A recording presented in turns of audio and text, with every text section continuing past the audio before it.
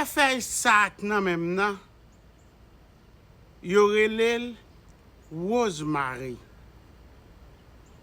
Ou même qui gon ti moun qui pa ka apprendre bien l'école, ou bien ou son grand monde qui pa gen mémoire.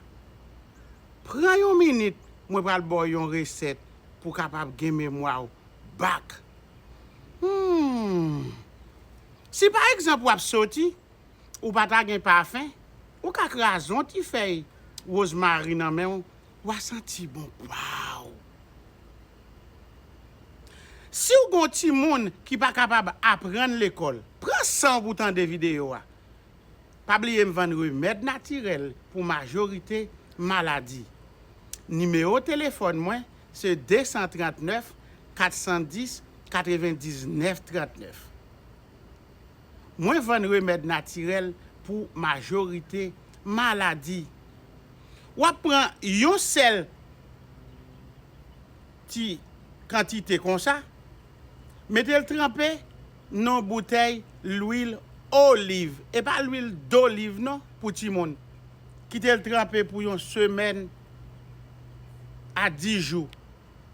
Après ça, chaque matin, ou bay ti moun nan bre demi print cuillère pour 15 à 22 jours.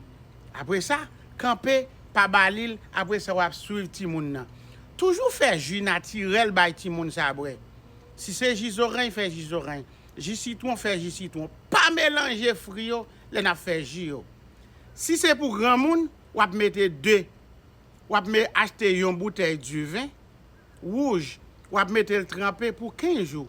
Ou ap boire yon cuillère le matin, yon cuillère le soir.